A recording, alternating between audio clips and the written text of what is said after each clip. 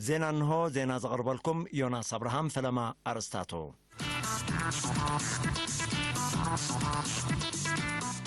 بريزيدنت ريبابليك دبوب سودان وقعوي مبصحن مفصام اسمراتيو مبصح بريزيدنت سالفا كير نربحه حزبتات قرن افريقيا عبيا قداسنت كم زلو اتو يمان قبر ابغليصو منግስት ኬንያ አብ ወሰና ስንፈለግ ናይሮቢ ዝተሃንጸ ትካላትን አባይትን ናይ መፍራስ ስጉምት ወሲዶ ንምስፋሕፋሕ እስራኤል አብ ምዕራባዊ ገማገም ኮኒኖ ዋና ጸሐፊ ውድብ ሕብራት ሀገራት ነበር ጋናዊ ኮፊ አናን አሪፎ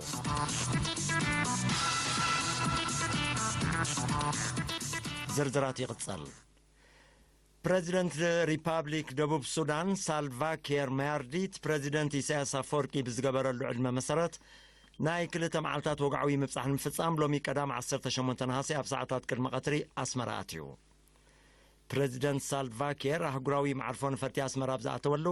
President Isaias Afwerkin ላዕለወ ሰበስልጣን መንግስትን ግንባርን ብሃገራዊ መዛሙር ኤርትራን ሪፓብሊክ ደቡብ ሱዳንን ከምኡውን ብናይ ክብሪ ሰልፊ ዝተሰነየ ወግዓዊ ኣቀባብላ ገይሮምሎ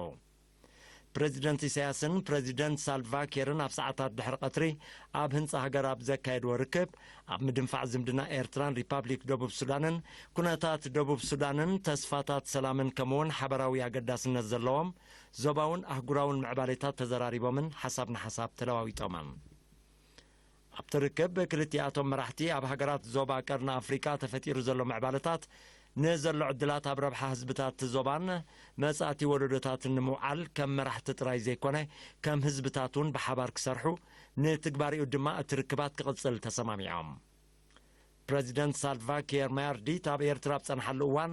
ኣብ ልማዓታዊ ቦታታት ዑደት ብምክያድ በመትከል ርእሰ ምርኮሳ ኣብ መኽዛን ማይን ተሕተ ቅርጽን ሕርሻን ከምኡን ምስሳን ሃብቲ ጥሪትን ተሕተ ቅርጽን ዝግበር ዘሎ ወፍርን ውጽኢቱን ክዕዘብ እዩ زي كازي بريزيدنت إسياس أفوركي لو مشت نخبري بريزيدنت سالفا كير ميارديتن مسؤول زمس أقودلن نايدرار انقودوت غيرو منيستر قدات وصاين نيال دينغ نيالن منيستر أب بيت صحفت بريزيدنت مايك آيول دينغن مس بريزيدنت سالفا كير ميارديت حبيروم مسيمارلو مبصح بريزيدنت سالفا كير مارديت ኣብ ኤርትራ ምስቲ ኣብ ዞባና ተራእዩ ዘሎ ወንታዊ ምዕባለታት ብሓበራዊ ርዲት ንረብሓታት ህዝብታት ቀርኒ ኣፍሪካ ንምስራሕ ኣብ ዝካየድ ዘሎ ጻዕሪ ዓብይ ኣገዳስነት ከም ዘለዎ ኣማኻሪ ፕሬዚደንት ኣቶ የማነ ገብረኣብ ገሊጹ ኣቶ የማነን ማዕከናት ዜና ኤርትራን ደቡብ ሱዳንን ኣብ ዝሃቦ ቃለ መሕትት ኤርትራ ምስ ኩሉ ብዛዕባ ደቡብ ሱዳን ዘለዋ ኣፍልጦን ንዓወት ቃልሲ ህዝቢ ደቡብ ሱዳን ዝገበረቶ ኣበርክቶን ተረኣ በቲ ዝድለን ከምቲ ዝግባእን ደረጃ ንኸይቅጽል ዝዕንቅጽ ዞባውን ኣህጉራውን ኩነታት ምጽንሑ ጠቒሱ ሕጂ ግን ኣብ መንጎ ኤርትራን ኢትዮጵያን ብዝተፈጥረ ሰላም ከምኡውን ምስ ሶማልያ ብዝጀመረ ምሕዝነት ብሓባር ክሰርሕ ዝኽእል ምቹእ ባይታ ተጣጢሑ ከም ዘሎ ገሊጹ ሚኒስተር ጉዳያት ወጻኢ ሪፓብሊክ ደቡብ ሱዳን ሚስተር ኒያል ደንግ ኒያል ብግዱ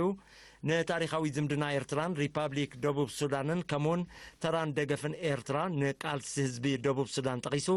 ዑደት ፕሬዚደንት ሳልቫ ኪር ነዚ ዱልዱል ሰረት ናብ ሓድሽ ምዕራብ ሽርክነት ዘሰጋግር ምዃኑ ገሊጹ ኤርትራን ሪፓብሊክ ደቡብ ሱዳንን ኣብ ዞባ ቀርኒ ኣፍሪካን ምብራቕ ኣፍሪካን ኣገዳሲ ቦታ እየን ዝሕዛ ኣብ ኩሉ መዳያት ኣብ መንጎአን ዝህሉ ምድግጋፍ ድማ ብወንታት ጽሎ ተራእዩ ዘለዎ ድሕሪ ምባል ሚኒስተር ኒያል ኣብ መንጎ ሃገራት ዞባና ተኸሲቱ ዘሎ ምዕባለታት ነዚ ዝድርዕ ከም ዝኾነ ኣነጺሩ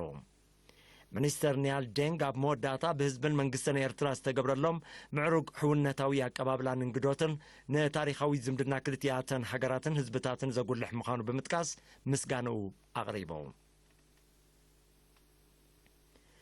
ሓረስቶት ንሶባ ኣስማት ምህርቶም ኣብ ቆፉ ክሳብ ዝኣቱ ካብ ግራውቶም ከይተፈልዩ ግቡእ ምክትታል ክገብሩ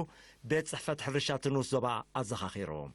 حلفت بيت صحفات أتو ياسين عثمان بتليفون نيرين أبزهاب حبريتا هكتار زاقيت 3593 هكتار كم تحرسه زترف 600 هكتار دمات دلاديلو أب مسعي نكالو تحرسوت كعدل مخانو قليسو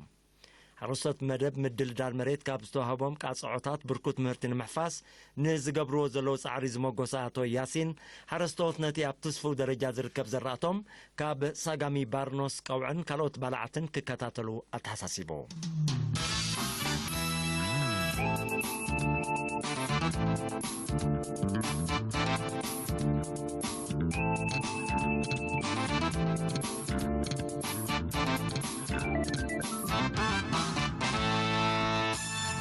ናብ ዜናታት ወጻእ ክንሰገር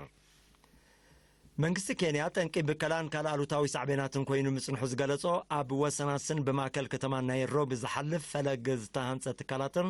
ኣባይትን ናይ ምፍራስ ስጉምቲ ወሲዱ መንግስቲ ኬንያ ብዛሃቦ መግለጺ እቲ ናይ ወሰናስን ትፈለጥ ተጸጊዑ ዝተሃንጸ ኣባይቲ ሳዕቤናት ሓደጋታት ዕልቕልቕን ገበናትን ንምግታእ ከም ዝፈረሰዩ ኣፍሊጡ በቲ ኣብ ዝወርሒ ዝጀመረ ስጉምቲ ሓያሎ ዓበይቲ ማእከላት ዕዳጋ ነቑጣታት ማዕደሊ ነዳዲ ኣብያተ ሻህን ኣብያተ ምግብን ከም ዝፈረሰውን ተሓቢሩ መንግስቲ ኬንያ ኣብ ወሰናስንቲ ፈለግ ዝተዋሃበ ፍቃድ ህንጸት ትካላትን ኣባይትን ብብልሹውና ዝተፈጸመን ሰብኣውን ኣከባቢያውን ድሕነት ኣብ ግምት ዘየተወን ምዃኑ ብምግላጽ ብሕጋዊ መዳይ ከም ዝሃነጹ ንዝምግቱ ዘለዉ ሰብዋኒን ሕቶኦም ንጹግ ምዃኑ ኣፍሊጡ ኣሎ እስራኤል ኣብ ምዕራባዊ ገማገም ትገብሮ ዘላ ምስፍሕፋሕ ካብ ምእዋጅ ኩናት ፈልዩ ከም ዘይርዮ ርእሰ ምምሕዳር ፍልስጤም ገሊጹ ርእሰ ምምሕዳር ፍልስጤም ነዚ ዝሕብር ዘሎ እስራኤል ኣብቲ ከባቢ ኢንዳስትርያዊ ትካላት ዝርከቦ ብውሕዱ 20,000 ሓደስቲ ኣባይቲ ተሃንጽ ምዃና ድሕሪ ምግላጻ እዩ ስጉምቲ ኣብ መንጎ ክልቲኣቶም ወገናት ንጸንሐ ግጭት መሊሱ ከም ዘጋድዶ ንምግቱ ተርኡ ክዕዝዝ ኣዘኻኺሩ ኣሎ ኣብ ሕመይም ሶርያ ተደኪኑ ኣብ ልዕሊ ዝርከብ ማዓስከር ሓይሊ ኣየር ሩስያ ኣብ ዝሓለፈ ወርሒ ሓምለ ጥራይ ብሰብ ኣልቦ ነፈርቲ ክካየድ ዝተወጠነ 45 ፈተነ መጥቃዕቲ ሽበራ ከም ዘበርዓነ ሚኒስትር ምክልኻል ሩስያ ኣብ ዘውፅኦ መግለጺ ኣነጺሩ ኣፈኛቲ ሚኒስትሪ ኣብ ዝሃቦ መግለጺ እተን ተባራዒ ጽዒነን ናብቲ ማዓስከር ዝተላእካ ሰብ ኣልቦ ነፈርቲ ብሓይልታት ምክልኻል መጥቃዕቲ ኣየር ሩስያ ተወቂዐን ከም ዝወደቓ ብምጥቃስ ኣብ ዝሓለፈ 3 መዓልታት ጥራይ 5 ተወቂዐን ከም ዝወደቓ ገሊጹ ኣሎ معسكر حيل أير حميم ناي روسيا أب سميناوي معراب زوبا اللازقيا تدوكينو زركب كوينو كندم أكل نايت روسيا أب قون سراويت منغستي سوريا بمخان أنصار شبراوين حيلتات تكايدو زلاو تادرا وفري مخانو يقلاز أب موداتا وانا صحفي ودب حبرات هجرات زنبرة كوفي آنان لومي 18 نهاسي أب مبل 8 عامت عدميو كم زعرفة تقليسو كوفي آنان بتعناوي تساقمات اب كتما بيرن سويزرلاند حكمناوي كتتل كقبر دحر مصنع كم زعرفة تقليسو تنخل تابرا مارت كاب شحن 997 كساب كل تشحن شدشتن زقل قليه شابعاي وانا صحفي حبرات هجرات اب كل تشحن حدن تشلامي نوفيل سلام كخون مبقعو زذكاريو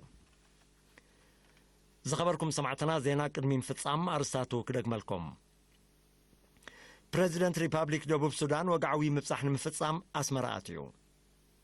مبصح بريزيدنت سالفاكير نربح حزبتات قرن أفريقيا عبي أقداسنت كمزلو أتو يمان قبر أبقليسو منغست كينيا أبو سناسن فلق نايروبي استهانسة تكالاتن أبايتن ناي مفراس سقم توسيلو وانا صحفي ودب حبرات هجرات نبر قناوي كوفي آنان عرفو زينا أبدي فتصام